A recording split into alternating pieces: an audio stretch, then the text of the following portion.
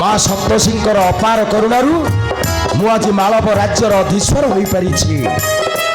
ହଁ ହଁ, ମୁଁ ମାଳବ ରାଜ୍ୟର ଅଧୀଶ୍ୱର ହୋଇପାରିଛି କେବଳ ମୋ ପରିବାର ମାନଙ୍କ ପାଇଁ। ମୋ ଆଖିରୁ ନିଦ ହଜି ଯାଇଛି। ସୁନା ରୂପା ହୀରା ଲୀଳା ମୋତି ମାଣିକ୍ୟର ଖଞ୍ଜା ମହଲ ଥିବା ବେଳେ ଆଜି ମୋତେ ଥୁଣ୍ଟା ବରଗଛ ପରି ଲାଗୁଛି। ଏଥିପାଇଁ ଦାୟୀ କେବଳ ସେଇ ସୁନ୍ଦର ସାହାଣୀ ଆଉ ଗାଜର ଗୋସାଇଁ। ଅପେକ୍ଷା କରରେ ସୁନ୍ଦର ସାହାଣୀ ଆଉ ଗାଜର ଗୋସାଇଁ। ସମୟ ଆସିବ ଓ ତୁମ ମାନଙ୍କ ଠାରୁ ନେବି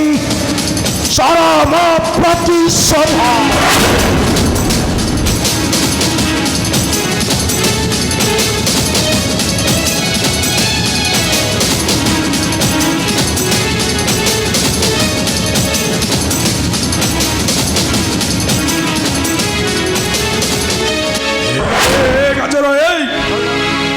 ଦେଖୁଛୁ, ହେଉଛି ସେ ମାଳବ ରାଜ୍ୟର ରାଜମହଲ। ଆରେ ରାଜ୍ୟର ସମ୍ରାଟ ହେବା ପାଇଁ ସେ ରାଜା ବୀରଭଦ୍ର ବଂଶଟାକୁ ମୁଁ ବିନାଶ କରିଦେଲି। ଆରେ ଆଜି ମୋ ଅପେକ୍ଷାର ଅନ୍ତ ଘଟିବରେ ବସି ସିଂହାସନ ପରେ ଆପଣ ଶାସନ କରିବ ଏ ସୁନ୍ଦର ସାହାଣୀ। ନ୍ୟାୟ କରିବି ନ୍ୟାୟ। ତାପରେ ଆଉ ତୁ ହେବୁ କଣ କହିଲୁ?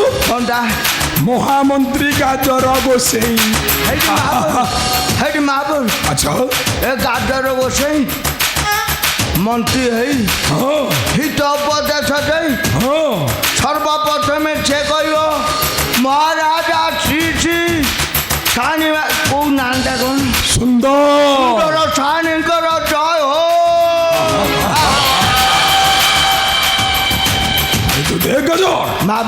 ସିଂହାସନ ପରେ ବସି ମୁଁ କେମିତି ନ୍ୟାୟ କରୁଛି ନ୍ୟାୟ। ହେ ମହାପୁରୁ, ଗୋଟେ କଥା ଶୁଣି ରଖନ୍ତୁ। ନ୍ୟାୟ ପାଇଁ 2 ଜଣ ଛୁଟି ଆସୁଛନ୍ତି ଆପଣଙ୍କ ନିକଟ। ଆପଣ ନ୍ୟାୟ ବିଚାର କରି ହେଇ ମାଳତୀ ଆଉ ଲୀଳାବତୀ। ମୁଁ କହିବା କଥା କଣ କି ମହାପୁରୁ, ଯେମିତି ଛୁଆଟା ମାଳତୀର ହୁଏ ନଚେତ ଆପଣଙ୍କ ନାକ ନିଶ ତଳେ ପଡ଼ିଯିବ। ଆଜ୍ଞା ନାଇଁ ନାଇଁ ନାଇଁ ନାଇଁ ନାଇଁ ନାଇଁ ନାଇଁ, ବିଚାରରେ ନିଶ୍ଚୟ ଆମର ହିଁ ବିଜୟ ହେବ। ଆରେ ତୁ ଦେଖ ସିଂହାସନରେ ବସି ମୁଁ କେମିତି ନ୍ୟାୟ କରୁଛି ନ୍ୟାୟ। ଆରେ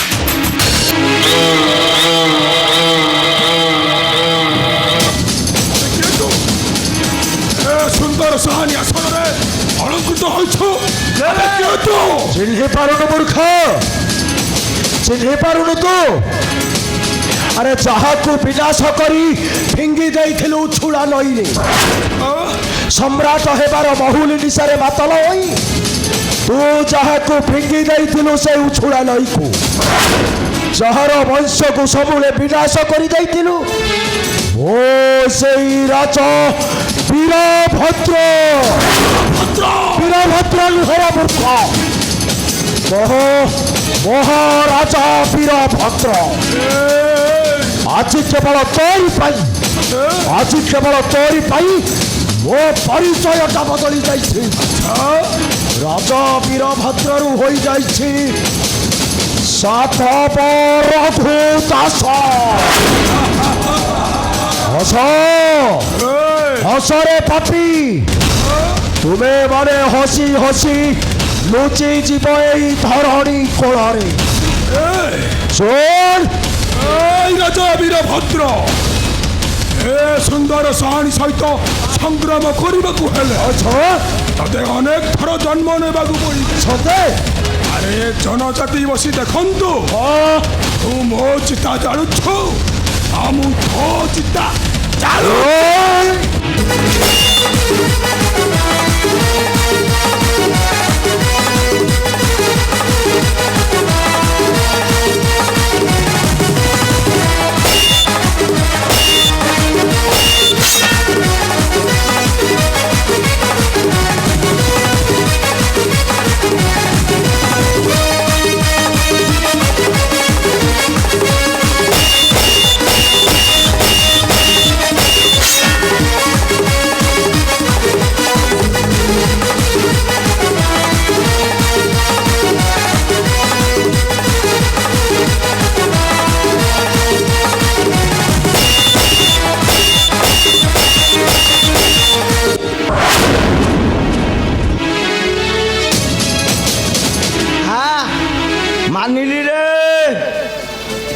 गोटे आज गोटे हाय आपण को गाजरे एते शक्ति अच्छी आ बुढ़ा कले कौन बुढ़ा हेले कौन हम नाली लंका परी राग अच्छी हे मु भाबुती तुम तुम गाजर सुखी जाकी उपहार दे ଗାଜର कौन हेले କ'ଣ କହୁଥିଲୁ काकू କ'ଣ କହୁଥିଲୁ ବେ ତୁ कौ कथा କୋଉ କଥା ମନେ ନାହିଁ ତୋର ए कोकई कथा ଚୁପ୍ ना मु किछ कहनी ତୁ ମୋ ପାଇଁ କୋକେଇ ବାନ୍ଧିବୁ ନାଇଁ ତୁ ମତେ ନିଆଁରେ ଜାଳି ଦବୁ ସେ କଥା ସେ କହୁଥିଲେ ଚୁପ୍ ତୁମେ ବ୍ରାହ୍ମଣ ଲୋକ ବ୍ରାହ୍ମଣ ଲୋକ ଆଜି ମୁଁ ତୁମକୁ ଏମିତି ଉପହାର ଦେବି କ'ଣ କୌଣସି ରାଜା କୌଣସି ବ୍ରାହ୍ମଣକୁ ଦେଇନଥିବେ ଦେଇନଥି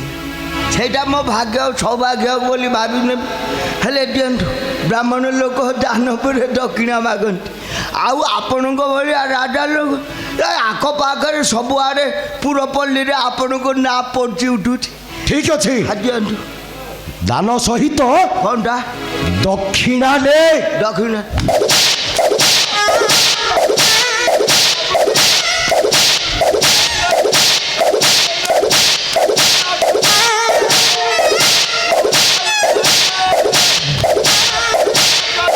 प्रणाम महात्मा महाराज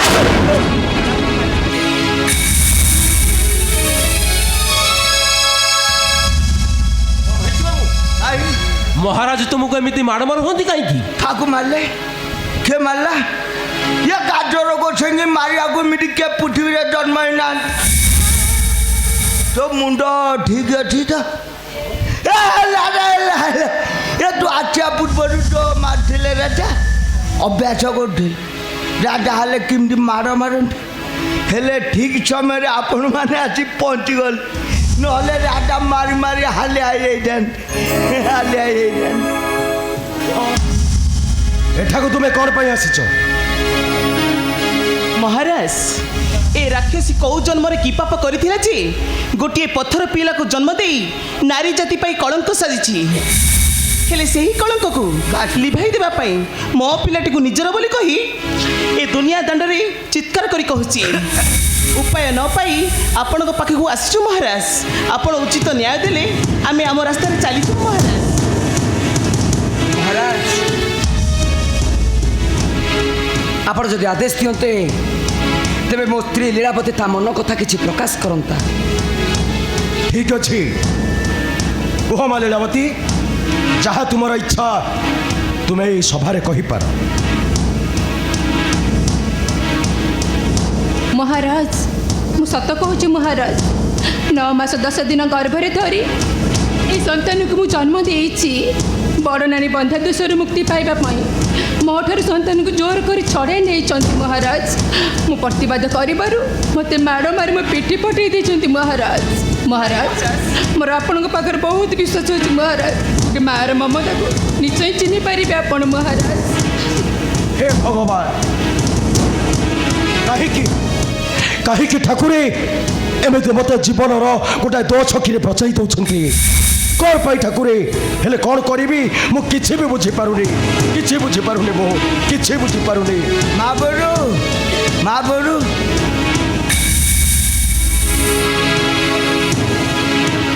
ଯଦି ଆପଣ ମୋତେ ଆଦେଶ ଦିଅନ୍ତି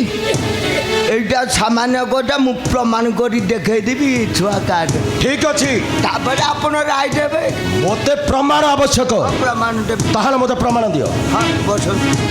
সেটি বসুন মহারাজ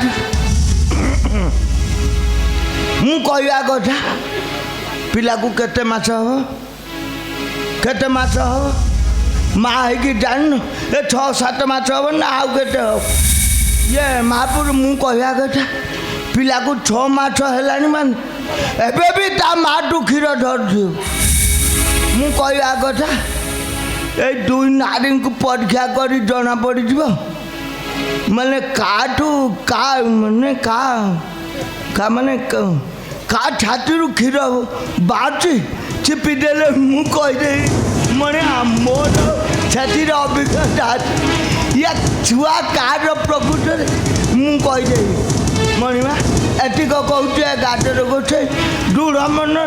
प्रकृत प्रमाण कर चिपिकी देखई दे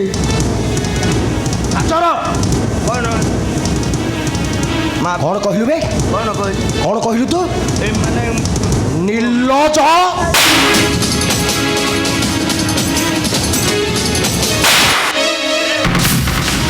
ବୌମା ଏମାନେ ତ ଟିକେ ଘୁଟିଗଲେ ବୌମା ଟିକେ ସଜାଡ଼େ ହେଇଛ ମୁଁ ଆଜି ପ୍ରମାଣ କରିକି ଦେଖେଇଦେବି ଇଏ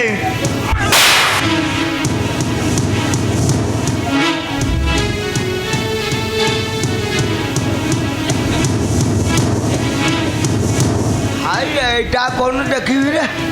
ଇଏ ଶୁକି ଶାକି ସବୁ ମାନେ ସେ ଗଲାଣି ଝୁଣ୍ଟା ପଡ଼ିଗଲେ ତଥାପି ଚେଷ୍ଟା କରିବି ଚିପିକି ଦେଖିବି ଜଞ୍ଜଟୁ ଟିକେ ଘୁଟିଗଲେ ମାମୁଁ ଶ୍ୱଶୁର ହୋଇ ଶେଷରେ ଛି ଛି ଛି ଲଜ୍ଜା ଲାଗୁନି ତୋତେ ଲଜ୍ଜା ଲାଗୁନି ଠିକ୍ ଅଛି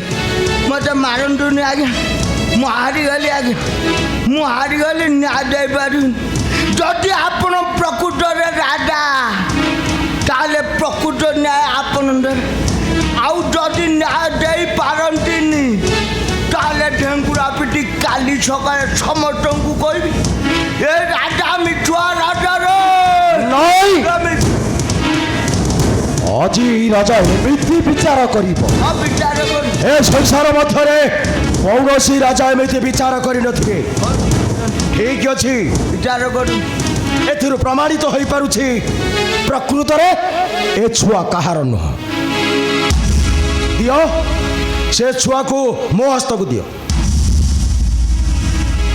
ଏଇ ନିଅନ୍ତୁ ମହାରାଜ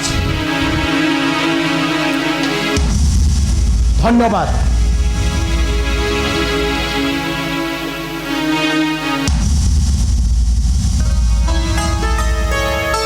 ତୁମେ ସମସ୍ତେ ଦେଖ ସମସ୍ତେ ଆଖି ଖୋଲି ଦେଖ ଏ ଛୁଆ ତୁମମାନଙ୍କର କାହାର ବି ନୁହଁ ତେଣୁ ତେଣୁ ମୁଁ ଆକୁ ଅଛି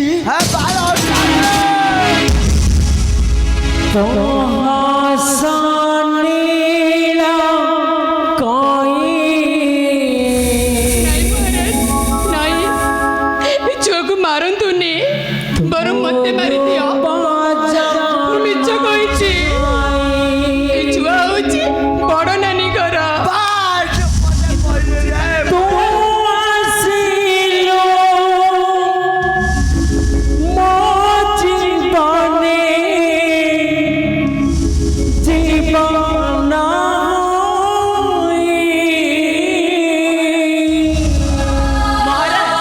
ଏଥର ବୁଝିପାରିଲେ ତ ମହାରାଜ କିଏ ଏ ପିଲାର ପ୍ରକୃତ ମା ପ୍ରକୃତ ମାଗି ଏ ରାକ୍ଷସୀ ତୁ ଯଦି ପ୍ରକୃତରେ ମା ହୋଇଥାନ୍ତୁ ତାହେଲେ ଲୀଳାବତୀର ପାଦ ଧରି ତୁ କ୍ଷମା ମାଗିଥାନ୍ତୁ ଏଇ ତୋତେ ଭଲରେ କହୁଛି ତୋତେ ଆଜି ତୋତେ ଏମିତି ଶାସ୍ତି ଦେବି କୌଣସି ରାଜା କୌଣସି ନାରୀକୁ ଏମିତି ଶାସ୍ତି ଦେଉନଥିବେ ଆରେ କେଉଁ ଛରେ এইভাবে গোটায় উদ্ধতি নারীକୁ নেই ফাঁসি খুঁটরে ঝুলাই দিও ହଁ ফাঁসি খুঁটরে ঝুলাই দিও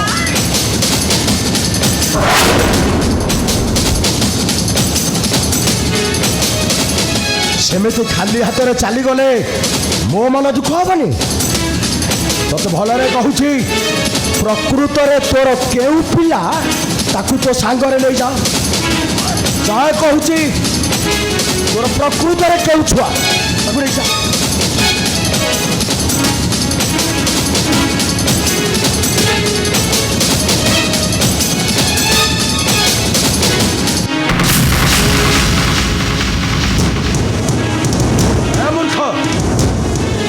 লজ্জা হলু কাহিকি আজ মু তোতে উপহার নিশ্চয় দেবি হেমন্ত তু চুপচাপ কোন ঠিয়া হইছু রে বৌমা গলানি যা পছর কাল আত্মহত্যা করছো আরে যা তবে আসুছি মহারাজ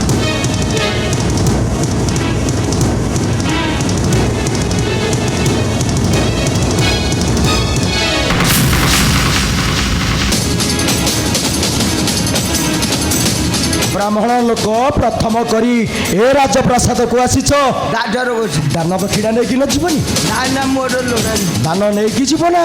ଲୋଡ଼ା ନାଇଁ ଧନ ମୋର ଲୋଡ଼ା ନାଇଁ କିଛି ସାମାନ୍ୟ ତ ମତେ କୋଠି କେତେ ମିଳୁଛି ଲୋଡ଼ା ନାଇଁ ମୋର କିଛି ମୁଁ ଚାଲି ଯାଉଛି ଗାଜର ଗୋସାଇ ଶୁଣ ତୋତେ ଯଦି ମୁଁ ଜୀବଦଶାରେ ଛାଡ଼ିଦିଏ ତାହେଲେ ପବିତ୍ର ଧରିତ୍ରୀ ଅପବିତ୍ର ହୋଇଯିବ ସେଇଥିପାଇଁ ମୁଁ ତୋତେ କ'ଣ କଲେ ଆଜି ମୁଁ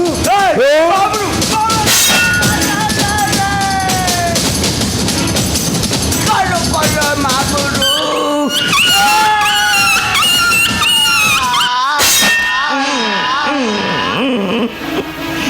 କ'ଣ କଲେ ଆଉ କୋଟି ପୁରେଇବା କଥା କୋଟି ପୁରେଇ ଦେଲେ ଯଦି ପେଟକୁ ପୁରେଇଥାନ୍ତ ଗାମୁଛା ଭିଡ଼ି ଦେଇଥାନ୍ତି ପୁଟାଟା ରହିଯାଇଥାନ୍ତା ମୋ ଗାଡରକୁ ଖଣ୍ଡ ବି ଖଣ୍ଡ କରିଦେଲ ଏ ମାବୁରୁ ଏ ମୋ ପ୍ରାଣ ଠିକ ନା ନାହିଁ ଗାଡର ପୁରେ ଆସିବ କି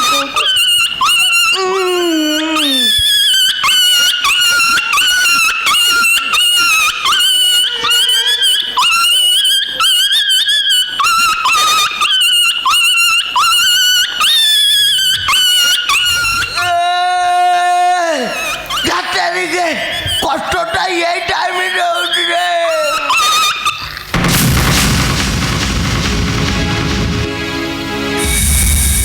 ଆମେ ଆସୁଛୁ ମହାରାଜ ଆପଣଙ୍କ ପାଖରେ ଆମେ ଦୁଇ ପ୍ରାଣୀ ଚିର ଋଣୀ ମହାରାଜ ଆର ଜନ୍ମରେ ଏଇ ଋଣ ସୁଝିବା ପାଇଁ ଆମେ ନିଶ୍ଚୟ ଚେଷ୍ଟା କରିବୁ ମହାରାଜ ଏବେ ଆମେ ଆସୁଛୁ ମହାରାଜ ଏବେ ଆମେ ଆସୁଛୁ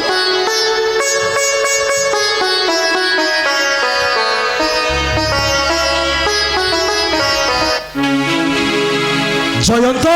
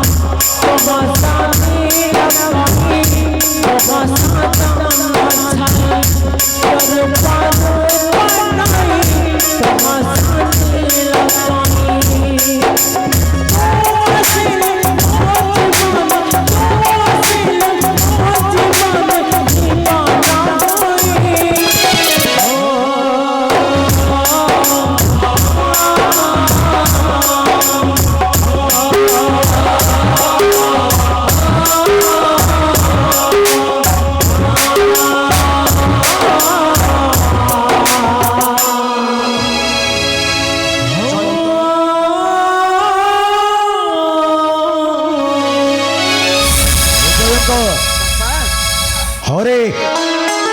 ମୁଁ ରାଜା ବେଶରେ ମାଳବ ରାଜ୍ୟରେ ରହିଛି ବାପା ଏହା କେବଳ ସମ୍ଭବ ହୋଇପାରିଛି ସେଇ ମା ସନ୍ତୋଷୀଙ୍କ ପାଇଁ ହରେ ଜୟନ୍ତ